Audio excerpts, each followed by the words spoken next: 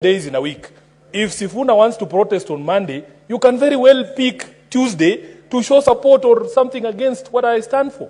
Honorable Speaker, what is even more worrying is that this happens in the full glare of the police and the security forces in this country. It is very disturbing, Honorable Speaker, that if the Constitution requires that anybody proceeding in a street, in a public space, should be unarmed, how can police just look at a group of people armed, openly armed, with rungus, with clubs, with other things, walking around in order to scare other people from exercising their rights under Article 37. Honorable Speaker, we must condemn this, and I am happy that even Senator Cherargei has gotten to a place where he can agree with the SG of ODM that this is not right and it needs to stop.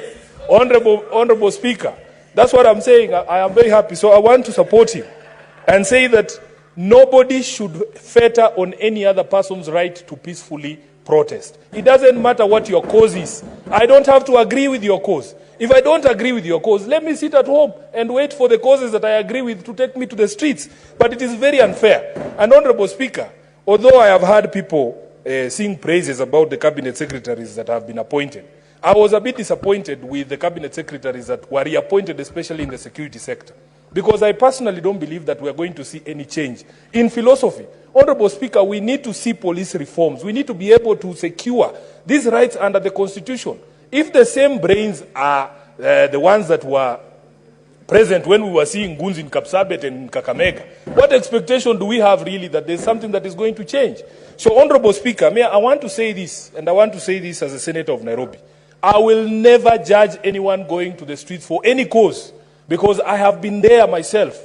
We have pushed for many things that are being pushed for even by the Gen Zs right now. And it is within their right. So for the police to allow people to interfere with them, Honorable Speaker, for me here in Nairobi, people just see me these days. They don't know how much I've suffered. Honorable Speaker, there was a phenomenon here in Nairobi called Nairobi Business Community.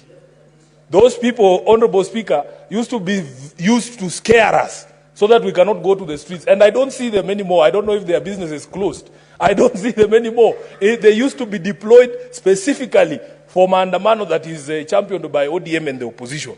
Honorable Speaker, we even saw sometimes you would hire a ground like Uhuru Park, and then a conflict arises out of nowhere. You hear there was supposed to be a crusade here by some obscure bishop, just so that you do not have that meeting at that particular point. So, as a staunch defender of the rights under Article 37, I want to fully associate myself with the statement that has been sought, and we need to bring those security chiefs here, especially the CS, the reinvented CS for security, internal security. I want to hear him tell us what he's going to do about this specter of people mobilizing goons in order to dissuade other people from participating in peaceful protests.